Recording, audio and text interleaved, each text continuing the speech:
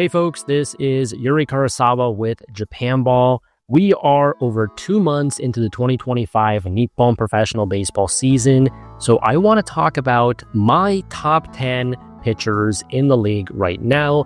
But before we begin, do make sure to follow me on X at Yaku Cosmo. I post daily highlights, analysis, and news on Japanese baseball there, and also subscribe to my weekly NPB newsletter on japanball.com.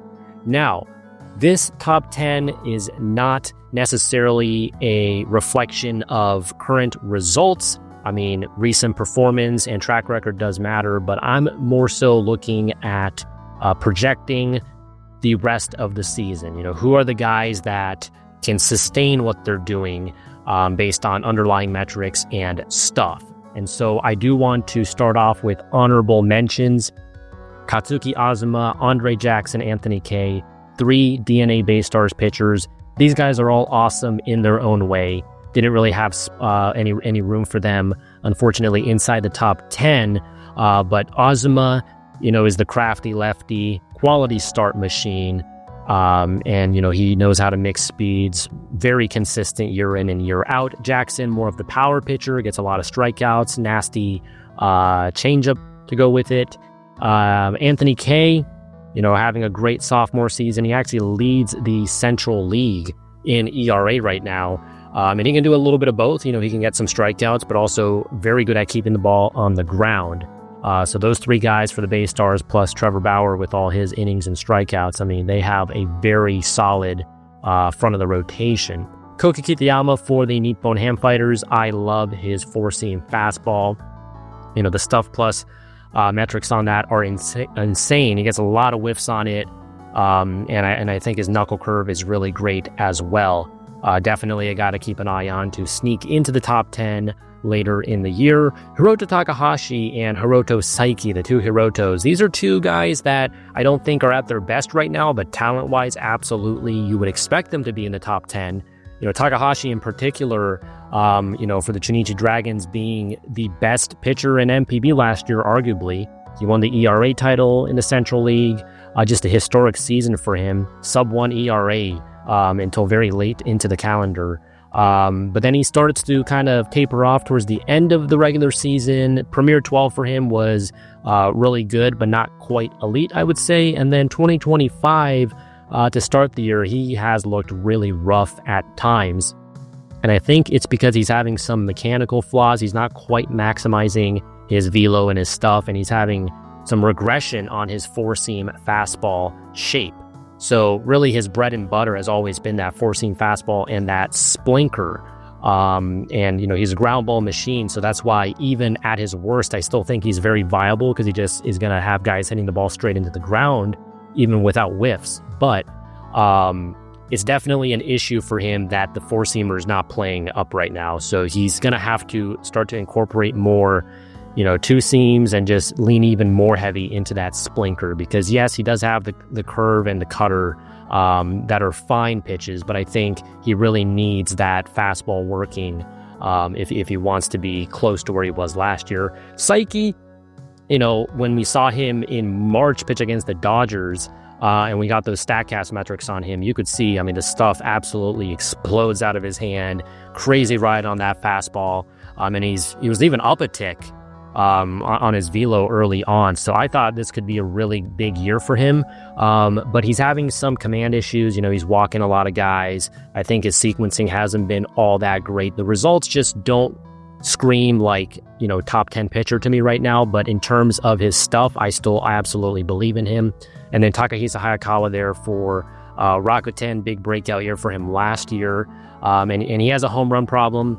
That's always kind of been his issue. It's whether or not he can keep the ball in the park enough, because otherwise the stuff is really good. But yeah, he has an extreme fly ball approach, and right now a lot of the balls are unfortunately making their way into the seats. But if he goes on a nice little run, I can definitely see him making his way back into the top 10. But anyway, let's get into the actual top 10. And we begin with Haruto Inoue of the Yomiuri Giants. Just to quickly run through his stats, 9 games, 56 innings pitched, a 2.57 ERA, which, in this deflated dead ball environment, that's only a 106 ERA plus, but that's still above average. A 2.11 FIP, 69 FIP minus, which is excellent. 1.11 WHIP, a 25% strikeout rate, and a 4% walk rate, as well as a 40% ground ball rate. Inoue, very young. This is only his second full season, being a anchor in this Giants rotation, but we saw what he's capable of towards the end of last year. He pitched well in the postseason. He was on that Premier 12 team. He can really rack up the strikeouts. April 22nd against Chunichi, he had a 14 strikeout game. And 14 strikeout games do not just grow on trees. It was the most Ks in a game since Shota Imanaga and Roki Sasaki back in 2023. So, yeah, Inoue, crazy high ceiling. He's also third in NPB among qualifiers right now with a 32.1 CSW percent. That's called strike plus whiff rate. All great indicators of him being, I think, a top 10 pitcher for the rest of the season. Number 9 is his teammate Iori Yamasaki. 9 games, 58 and a third, 1.23 ERA. That's a 2.21 ERA plus, a 2.36 FIP, 77 FIP minus, an 0.91 WHIP, 22.5% strikeout rate, 4% walk rate, 56% ground ball rate. And that's the big thing right there. It's that this guy's a ground ball machine. And if you told me before the year that Yamasaki would be in the top 10, I would have been shocked, because preseason I had him more in like the 40 to 50 range. I called him as kind of like a gatekeeper, like somebody who, is not, great in terms of, giving you a lot of strikeouts, but can hold down a spot in the back of the rotation, a good 4 or 5, just kind of being reliably average. But this season, he has been anything but average, emerging as one of the best starters in Japan. I think in the mold of kind of Hiroto Takahashi. He also has this hard splinker that he's developed, thrown 2 to 3 miles per hour harder than that standard, splitter forkball he was throwing last year. And he has upped the usage on it all the way to over 30%. So last year he was throwing this splitter 16% of the time, and now it is all the way up to like 31%. It is his primary offering now. And he's also up a tick on his four-seam fastball. So it's kind of funny that the tables have kind of flipped now, and he, to me, is basically right now just doing what Hiroto Takahashi's always been known to do, with the four-seam splinker combo and getting all these ground balls, but doing a better job at it. I don't really know what's going to happen to his strikeout rate. Like, can he maintain this strikeout rate above 22%? That I'm not that confident in, because Yamasaki has had some rough patches in the past where his strikeout rate is well below 20%. So I don't think the ceiling is quite there for Yamasaki like his teammate Inoue, but that ground ball rate is among the best in the league. That gives him a super high floor. And I just think right now, Yamasaki, it's hard to not consider him a top 10 pitcher in NPB. I mean, he's a serious Sawamura Award contender. Number 8, we go to the Hanshin Tigers. It's Jon Duplantier, another guy who you wouldn't have expected before the season. I mean, this is a foreign rookie, a guy who's playing his first season in Japan. 7 games, 40 innings pitched, a 1.80 ERA. That's a 1.48 ERA plus, a 1.45 FIP, a 48 FIP minus. I mean, that is absolutely crazy stuff. An 0.90 WHIP, a 31.4% strikeout rate, which is the best in NPB right now among starters with at least 25 innings pitched, 5% walk rate, 50% ground ball rate. I mean, these metrics are absolutely insane. Obviously very confident in his four-seam fastball, throws it a ton to righties in particular, 57%, but even to lefties, it's over 52%. And he has just so many pitches that can get him whiffs. I mean, the slider, the curveball, the changeup, each of these have a CSW percent over, I think, 36%. And his four-seam, the reason he uses it so much is because it has great ride. He knows where to locate it, not afraid to use it at the top of the zone. He throws in 94 plus miles per hour as well, which is well above average by NPB standards. And so he just, every pitch in his mix right now with the exception of the cutter, I would say, is a really good pitch. And the one thing he's going to have to work on is working deeper into games because, in NPB, a lot of the starters are expected to, be able to get consistently into the 7th and 8th. Work your way 3rd time through the order, even 4th time through the order, and guys are going to adapt. Right now, he's kind of more of like a 6th inning guy. But in terms of his stuff, his ability, we're obviously seeing it. Jon Duplantier, what a great pickup for the Hanshin Tigers this past offseason. Then we get to his teammate, Shoki Murakami. Shoki Murakami is back, folks, the 2023 CL MVP, and he is pitching like it again. 9 games, 64 2/3 innings, a 1.67 ERA, 1.60 ERA plus, a 2.12 FIP, 71 FIP minus, an 0.85 WHIP, so just no base runners at all. 19.6% strikeout rate is kind of low, but that is offset by the 2.4% walk rate. And he is a fly ball pitcher, 38% ground ball rate, but that's fine. The thing that's interesting about Murakami, I think, is that, when he burst onto the scene in 2023, and he was just awesome the whole year, all the way through into the Japan series, outdueled Yoshinobu Yamamoto in one of those Japan series games even. He was getting a lot of strikeouts, over 25%, and the walks were very low. So he just looked unhittable. Last year, especially against righties, he was just unable to get outs consistently. He had, a big reverse splits problem. And the walks were up a little bit, the strikeouts were down, so he was still very, very good, don't get me wrong, still like a top 15 pitcher in the league, but just not quite in MVP form. And now we see the walk rate come back down, so it's, below 3% again. The strikeout rate has stayed the same right where it was last year, but I think the big difference maker now is that he's been able to manage his splits. He's finding ways to get outs, even if they're not necessarily with the strikeouts. And you see the righties there, the cutter usage is much down this year. It's only 8% cutters to righties. Last year, that was like double. And instead, he's using this new kind of slow slider that he's reincorporated. It's a pitch he used to throw back in the day, and now he's throwing it as his primary secondary against righties. So that's helped him out a lot. And just in general, even against lefties, he's throwing more fastballs this year, which I think is fine. His fastball, in terms of the velocity, is not all that impressive. He's more of a low 90s guy, but I think he locates it so well. This is a guy with pinpoint command. Best pitch for him is the splitter. I think on here it's classified as a changeup, but his split finger is absolutely diabolical. So Shoki Murakami, maybe in terms of, like the raw numbers, like the strikeout rate, the CSW percent, you might say, is he really like top 10 caliber? But he just, he's such a workhorse. He gets so much soft contact. He knows how to get guys to chase outside the zone. This is one of those classic examples of this guy knows how to pitch, deep arsenal, and he's going to get the job done, week in and week out.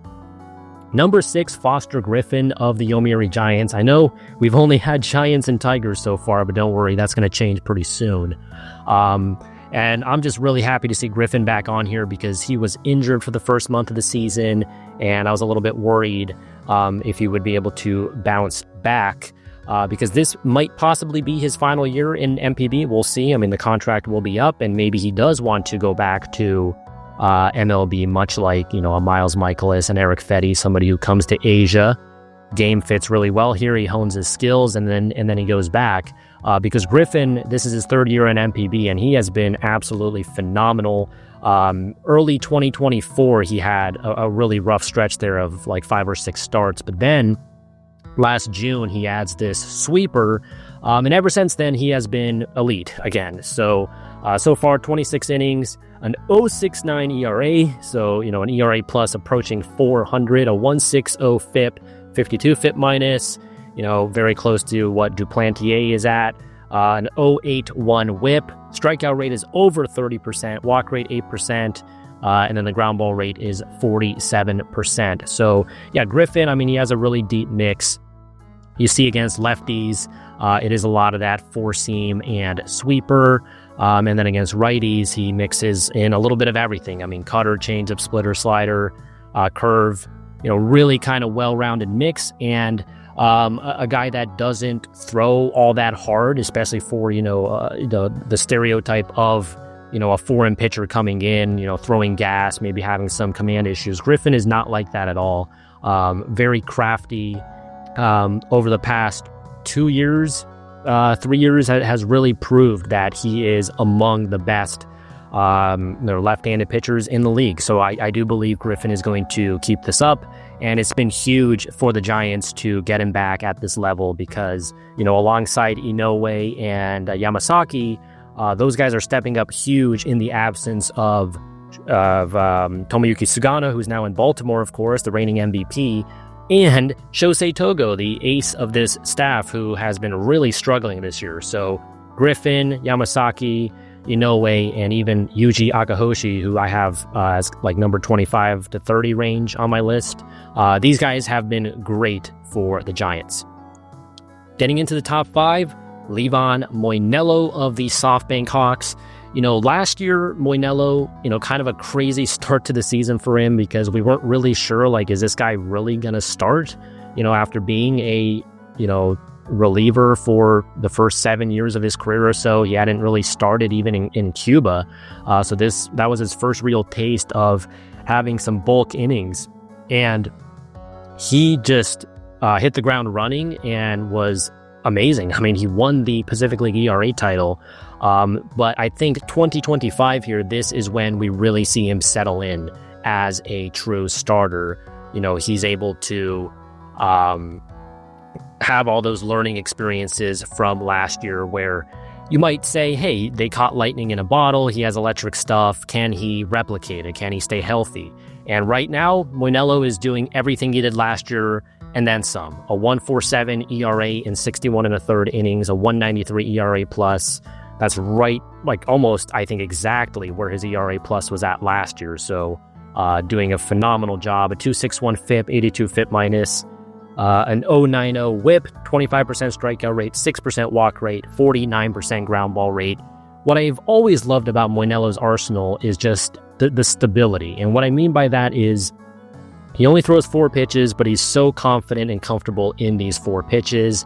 Typically it's mostly 4-seam slider against lefties, and then it's 4-seam changeup against righties, and then he can mix in the curveball to both. But this year you actually see against righties, they're his 3 secondaries there, those off-speed pitches, he's using those equally. So just really kind of mixing and matching really well. He doesn't have any problem with his splits. I mean, the curveball RPM's over 3,000 on that at times, but you can tell he's really feeling good with the slider this year. And yeah, the fastball is up a tick as well. Last year, converting to the starter, you saw it go from when he was a reliever, he was more 96 to 98. And then as a starter, it was more 93, 95. This year, though, he is more consistently up to 94, 95, even higher at times. So Livan Moinelo, I still have a little bit of concern, can he have an enormous workload for 2 straight years? Can his body sustain that? Because, he is kind of a little guy. But absolutely, I mean, Moinelo's been huge for a SoftBank pitching staff that, quite frankly, has had a lot of issues, both injury-wise and, a lot of underperformance elsewhere. Number 4 is Chihiro Sumida of the Seibu Lions, one of my favorite pitchers for many years. Big top prospect in the draft a number of years ago. Then he goes 1-10 in his rookie season. People are calling him a bust, but his underlying numbers have always been pretty good, and he's really just kind of built on those every single season to make improvements, and now you see him finally blossom into one of the best pitchers in NPB. So 8 games, 60 1/3 innings, a 1.19 ERA, that's a 2.31 ERA plus, a 2 flat FIP, 65 FIP minus, an 0.86 WHIP, 23% strikeout rate, 4% walk rate, 49% ground ball rate. All these things are, a dream come true for, Sumida, who again, early in his career really struggled, but I think he's really worked hard. His fastball is not all that great, but he gets the most out of it, I think, in terms of he hides it very well. And the curveball last year didn't work all that well for him, but this year, I mean, he's throwing it even more. and it's doing really well for him in terms of getting called strikes. It's not like a big whiff pitch because it's one of those kind of slow looping curveballs, but he just kind of drops it right into the zone, gets called strikes on it, and then really it's his splitter and changeup. Those are his nasty put away pitches, especially the righties, that changeup. But last year, changeup whiff rate was well over 40%. It was one of the best pitches in NPB. He's kept that this year as well, but on top of it, he's gotten the whiff rate on the forkball, the splitter, up even more. So now he has these two, both kind of like you can fade it in, fade it out type pitches. He can cut the changeup too at times. The forkball just thrown quite a bit harder than the changeup, but they tunnel really well, I think, with the fastball, both of them. So yeah, Sumida is really special right now. He gets clipped for a home run every now and then, but Chihiro Sumida alongside the guy at number 1 that we're going to get into in a little bit, they have been absolutely carrying this Seibu Lions team into having a winning record after being so bad last year. Their offense is still not all that great. It's a little below average, but their pitching staff sure is awesome. Number 3 is Hiromi Itoh of the Nippon Ham Fighters, another one of my favorites. 9 games, 68 innings. I mean, what an absolute workhorse. A 2.38 ERA, 1.19 ERA plus, 2.99 FIP. That's only a 94 FIP minus. That's not all that great, but I'm going to get into why in a second, why that's fine. An 0.90 whip, 25% strikeout rate, 4% walk rate, 44% ground ball rate. So the higher FIP is as a result of the fact that he has like an 11% home run to fly ball ratio this year, which is among the worst, if not the worst, in NPB. And that is just pure bad luck. That's not really in the pitcher's control. He has a 44% ground ball rate, which, that's not like some of these other guys that is over 50%, but that's right around league average. So he should not have the worst home run to fly ball ratio in the league. I can guarantee that's coming down, and his home run rate as a result will also come down. And that's really been the only way Itoh gives up runs this year is, with the solo home run. So otherwise, he's been basically flawless. He has the deepest arsenal in all of NPB, really. 12, 13 pitches, if you want to really get technical. Really, to me, the embodiment of like a younger version of Yu Darvish, and he learns a lot from Darvish as well. Obviously, Darvish being a former fighter, the two of them are in contact with each other often. And what I find very interesting about his mix, as you can see with the pie chart here to lefties and righties, is he doesn't really change his approach against either handedness. He throws the same pitches. Essentially, I mean, it's, the four-seam fastball usage is around 45%. I think you could actually bring that down, even though the velo on it is so good. Second half of last year really was when he saw this take off. Like, he went from a guy that was more 91, 93 to very consistently sitting 93, 95. And that's been a game changer for him. And has had a domino effect on the rest of his arsenal getting better as well. He's also throwing more sliders, both the sweeper and, this vertical slider, which, he has kind of like the shorter gyro as well as a death ball. He added a kick change this offseason. He just has so many pitches, and he barely even throws some of them. He can cut his four seam as well. Plus, he has like a regular cutter. But yeah, I mean, he throws to both lefties and righties, all these pitches, basically the same percentage of the time. But I think he has a very, very intuitive way to pitch, and I think his baseball IQ is just incredibly high. So Hiromi Itoh, unless randomly we see the velo come back down, I'm not worried about him at all. In fact, I think right now this is him. His numbers are probably among the worst they're going to be all year. I think he's just going to keep getting better and better, and that's why Hiromi Itoh is a true ace. Number 2 is Hiroya Miyagi of the Oryx Buffaloes. He was my number 1 ranked pitcher coming into the year. 8 games, 58 innings, a 1.86 ERA, which is a 1.46 ERA plus, 2.51 FIP, 82 FIP minus, 0.91 WHIP, 25% K rate, 4% walk rate, 50% ground ball rate. These are essentially identical numbers to what Miyagi put up last year in 2024, which was basically a career year for him. I mean, he's been elite basically every year of his career. But he was kind of overshadowed by Yoshinobu Yamamoto there with Oryx, and then last year was kind of, to me, his coming out party of like, oh, I'm the man now in the staff. But yeah, I mean, he's only number 2 because the guy ahead of him has just been so crazy. It's not like Miyagi's done anything poorly this year. Still, to me, has the highest floor out of any pitcher in Japan. If I had to pick one guy, my life is on the line, pitch well, not going to give me a clunker, that would be Miyagi. To lefties, basically all fastball slider, right? I mean, it's like 90% four-seam slider, and he just absolutely eats guys up with it. And then to righties, he does get a little bit more creative, but even then he throws a lot of sliders. And then his splitter and his change also have very high whiff rates. So the slider, the splitter, the change, anytime you have a guy like this where they have like 3 secondaries that can all get whiffs, they can all get, ground ball, soft contact, you're in business. And yeah, Miyagi does that, which is why, again, I say even on a bad day for him, doesn't really matter because he has all these other pitches that he can work with. He's not like, really capped based on his arsenal. And I mean, that's a plus for a guy like Itoh as well. When you have this many pitches to work with, even on a bad day, you're going to be able to figure it out. Number 1 is going to be Tatsuya Imai. I mean, I just could not, put him anywhere other than number 1. 9 games, 69 innings pitched. I mean, what a workhorse. He's averaging almost 8 innings a start, 0.65 ERA. That's a 4.23 ERA plus, a 2.02 FIP, 65 FIP minus, an 0.72 WHIP, which is crazy because this guy, especially in the past, has been known as being kind of effectively wild, walking a lot of guys. His hit prevention, though, is just so ridiculously good that he has an 0.72 WHIP, 28% K rate, 7% walk rate, which is a career best. It's almost always in the double digits. So this is his best year in terms of limiting the free passes. And also his ground ball rate is up to 50%. He's usually a little bit lower than that. But yeah, Imai he has completely maximized his entire game at this point.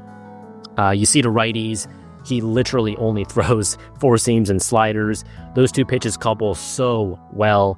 He used to throw a bit more of like a gyro slider with big movement on it, and now he throws more of a short slider, and he does this intentionally because he likes the way that the short slider tunnels with his 4-seam.